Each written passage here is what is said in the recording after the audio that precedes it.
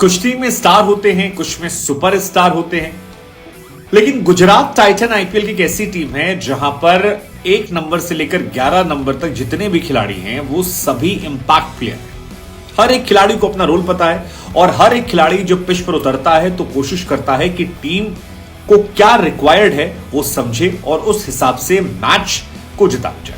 हार्दिक पांड्या एक बोल्ड कप्तान है और इन्हीं तमाम फैक्टर्स की वजह से अब तमाम प्रशंसकों को लगने लगा है कि पिछले साल जो डोमिनेंस गुजरात टाइटंस का दिखा था वो कोई इत्तेफाक या तुक्का नहीं था, वो बिल्कुल सही था और इस सीजन में भी वही देखने को मिल रहा है।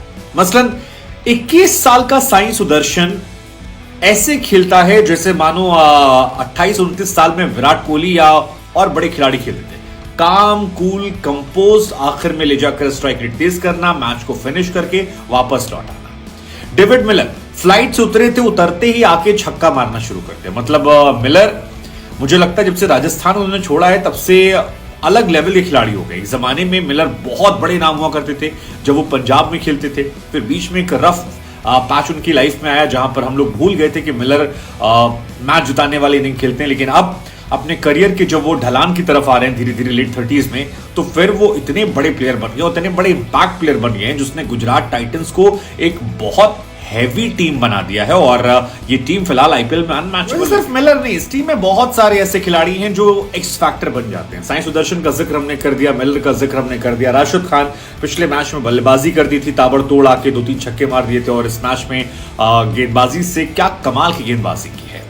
राहुल तेवतिया जिन्हें ना बल्लेबाजी करने का मौका मिला ना गेंदबाजी करने का मौका मिला, तो वो एक कैच पकड़ लिया जो उन्होंने राइली रूसो का, वो कैच अनएक्सपेक्टेड था। मतलब वो मैच का एक बहुत बड़ा चेंजिंग फैक्टर था और उस वजह से भी इस मैच में काफी चेंजेस देखने को मिले हैं।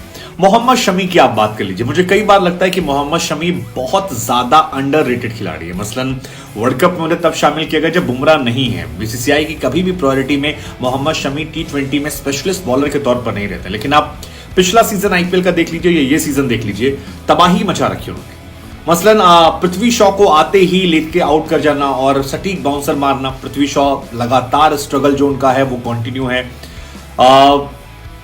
मतलब इट्स वेरी सैड टू से कि पृथ्वी शॉ के सामने जब हम देखते हैं तिलक वर्मा को, जब हम देखते हैं साई सुदर्शन जैसे खिलाड़ियों को, तो बहुत ज्यादा डिसअपॉइंटमेंट होती है कि आपको इंटरनेशनल लेवल पे इतना एक्सपीरियंस होने के बावजूद आप पेस के सामने स्ट्रगल कर रहे हैं, आपकी कमजोरियां जो हैं आप उस पर ओवरकम नहीं कर पा रहे हैं। ये पृथ्वी शॉ के इंटरनेशनल करियर को लेकर बहुत अच्छे संकेत नहीं है और मुझे लग रहा है कि उनकी वीकनेस जो है वो बहुत ज्यादा एक्सपोज्ड हो। शमी ने देखिए मिचेल मार्श को किस तरह से आउट किया, वो भी एक बहुत बड़ा मूवमेंट था, किस तरह से मार्श के डंडे उखड़ गए और ये सारे मूवमेंट जो है मोहम्मद शमी को एक वर्ल्ड क्लास बॉलर बनाते हैं। मतलब शुरुआत में भी वो विकेट निकालते हैं, आखिर में आते हैं तो वहां पर भी वो इंपैक्ट डालते हैं। क्यों वो इतने अंडररेटेड हैं ये मेरी समझ से बिल्कुल परे है। इसके अलावा अलजारी जोसेफ की बात कर लीजिए। अब इस पूरे मैच में हर आदमी नौके के बारे में बात कर रहा था कि अफ्रीका से वो आए, नौके आएंगे नौके आएंगे। नौके ने अच्छी गेंदबाजी की भी, हालांकि बहुत महंगे साबित हुए, लेकिन अलजारी जोसेफ जो हैं उनके बारे में भी चर्चा करनी चाहिए। डेविड वार्नर को क्रूशियल स्टेज पर आउट किया। वार्नर जब खतरनाक हो सकते थे, लगा कि मैच पलट सकते हैं, तो वार्नर को आउट करके चले जाते हैं। उसके बाद राइली रूसो को आउट कर लेते हैं और 2 महत्वपूर्ण खिलाड़ियों को अगर आप मिडिल ऑर्डर में आउट कर देते हैं तो फिर आप बड़े खिलाड़ी हैं, आपके पास पेस है, आपके पास गति है, आपके बाउंस है और बाउंस और पेस का जबरदस्त फायदा जो है वो लगातार वो उठा रहे हैं और अब एक वो बड़े खिलाड़ी के तौर पर, या कहें कि बड़े क्या, इनकी जो पूरी 11 है वो ऐसी ही 11 है। राहुल तेवतिया ने पिछले मैच में आखिर में रन मार दिया था, राशिद खान जो है मार देते हैं, डेविड मिलर से आप रन बनवा लीजिए, विजय शंकर भी आकर जो क्रूशियल स्टेज होती है वहां पर आकर सरवाइव कर जाते हैं। साई सुदर्शन पिछले मैच में इंपैक्ट प्लेयर आए थे, इंपैक्ट दिखा कर गए और इस मैच में परमानेंट प्लेयर बनकर आए, एक बड़ा इंपैक्ट छोड़ दिया। राशिद खान जो है उनका आप देख ही रहे हैं। हार्दिक पांड्या का वो 3रा ओवर शमी से कराना एक बोल्ड डिसीजन। तो कुल मिलाकर शायद यही वजह है कि 3-3 विकेट शुरुआत में जब गिर जाते हैं, रिद्धिमान साहा, शुभमन गिल, हार्दिक पांड्या, उसके बावजूद भी टीम पैनिक नहीं करती है। बहुत ही मेच्योर तरीके से इस मैच को इन्होंने खेला, जीता है। हार्दिक की बात मुझे बिल्कुल सही लगी कि साई सुदर्शन जो है अगले 2 साल में आप उन्हें इंडियन टीम में देख सकते हैं। उनके अंदर जो पोटेंशियल है, केवल 20 लाख रुपए में तमिलनाडु के इस खिलाड़ी को खरीदा गया। तो और इसका इंपैक्ट आप देख रहे हैं। जबरदस्त खिलाड़ी, जबरदस्त परफॉर्मेंस और लंबी रेस का घोड़ा जो है वो साई सुदर्शन मुझे लग रहे हैं। 3 खिलाड़ी, 3 लेफ्ट हैंडर एक्चुअली मैं कहूंगा जिन्होंने इस आईपीएल में मुझे बहुत इंप्रेस किया है। वो एक है यशस्वी जायसवाल राजस्थान रॉयल्स के लिए, तिलक वर्मा, इन्होंने एक्चुअली तीनों ने पिछले सीजन में बहुत इंप्रेस किया था और अब लगता है कि इनका समय जो है वो आईपीएल से टीम इंडिया में जाने का जो है आ रहा है। और सबसे अच्छी बात है कि तीनों की एज जो बहुत कम, मतलब 20, 19, 21 इस उम्र में ये लोग ये परफॉर्मेंस दे रहे हैं, 21-22 साल में। तो ये टीम इंडिया के लिए बहुत अच्छे संकेत है और तीनों लेफ्ट हैंड बल्लेबाज हैं, तो क्लास है तीनों में पेशेंस है और स्ट्राइकिंग एबिलिटी जो है वो भी बहुत बहुत बहुत जबरदस्त है और ये यहां पर नजर आ रहा है। और अब टीम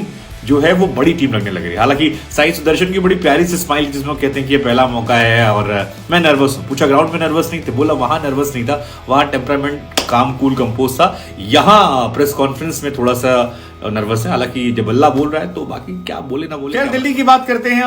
दिल्ली के लिए कुछ भी अच्छा नहीं चल रहा है। ऋषभ पंत आज आए थे, बाहर डगआउट में बैठे थे, ताली वाली बजी, थोड़ा माहौल वॉल बना, लेकिन टीम का माहौल नहीं बन पा रहा। रिकी पॉन्टिंग, सौरभ गांगुली जैसा प्लेयर आपके पास है, लेकिन उसके बावजूद टीम जो है वो इंपैक्ट नहीं छोड़ पा रही। और इसमें 2-3 वजह मुझे लगती है।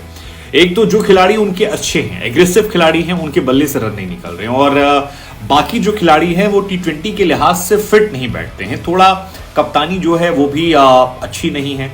मसलन आपने अक्षर पटेल से 1 ओवर नहीं करवाया, मेरी समझ से परे था। अक्षर पटेल एक अच्छे बॉलर है, अक्षर पटेल का आप इस्तेमाल कर सकते थे और इंपैक्ट प्लेयर होने के बावजूद अगर आप केवल 5 गेंदबाजों से गेंदबाजी करवाते हैं और कुलदीप जो बहुत अच्छी गेंदबाजी कर रहे थे उनसे आप केवल 3 ओवर करवाते, वो भी तब जब राशिद खान ने सामने वाली टीम से बहुत अच्छी गेंदबाजी की, इकोनॉमिकल गेंदबाजी की और आपके 3 महत्वपूर्ण विकेट निकाले और आप अपने स्पिनर का इस्तेमाल नहीं कर रहे हैं। आपने कुलदीप के केवल 3 ओवर करवाए, वो रन नहीं दे रहे थे। आपने अक्षर पटेल से 1 भी ओवर नहीं करवाया।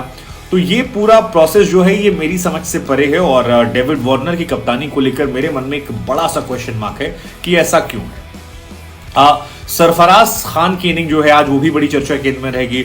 टुक टुक टुक टुक टुक टुक उन्होंने खेला, शायद 34 गेंदों में 30 रन बनाए। आप कितना भी विकेट गिरा हो, आप इतनी स्लो पारी T20 में नहीं खेल। और शायद यही वजह है कि सरफराज खान की ट्रोलिंग जो है वो इस वक्त सोशल मीडिया पर हो रही है। हालांकि इस ट्रोलिंग के लिए वो खुद जिम्मेदार हैं।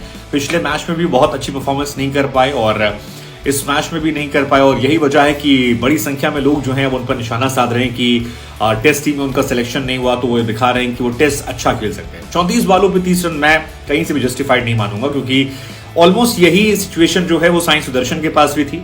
लेकिन साई सुदर्शन ने अपनी इनिंग को जिस तरह से बिल्ड किया और दोनों में उम्र का फासला भी है, क्योंकि सरफराज आईपीएल काफी टाइम से खेल रहे हैं। मुझे याद है आरसीबी में हुआ करते थे। इतना लंबा एक्सपीरियंस लेने के बाद अगर अभी भी आप अपने आप को उस तरह डेवलप नहीं कर पाए हैं तो as a T20 player, white ball player, आपको क्वेश्चन आपके ऊपर खड़े होंगे। रेड बॉल में वो बहुत अच्छे खिलाड़ी हैं, उनका एवरेज बहुत शानदार है, वहां बेस्ट विशेस। लेकिन यहां दिल्ली को शायद मुझे लगता है अब उनसे आगे बढ़ना पड़ेगा और फिल शॉर्ट की तरफ देखना पड़ेगा। मिचेल मार्श का कम रनों पे आउट होना ये बहुत खल रहा है। मिचेल मार्श बहुत बड़े खिलाड़ी हैं और उनका आउट होना फंस रहा है। राइली रूसो अनफॉर्चुनेट थी कि वो कैच पकड़ा गया। दिल्ली के लिए सिर्फ एक अच्छी बात थी कि नौके ने आज आकर जो शुरू में वो पेस से विकेट निकाला, 2 धड़ाधड़ विकेट निकाले, वो बहुत शानदार था। बाकी रन जो थे वो कम थे और 15-20 रन कम थे और इसका असर जो है वो देखने को मिला। दिल्ली की हार हुई। लेट्स जस्ट होप कि आगे वो कमबैक करें। हालांकि मुझे बहुत उम्मीदें नहीं है। मुझे लगता है कि दिल्ली इस बार एक फिसड्डी टीम साबित होगी। बाकी देखते हैं आईपीएल।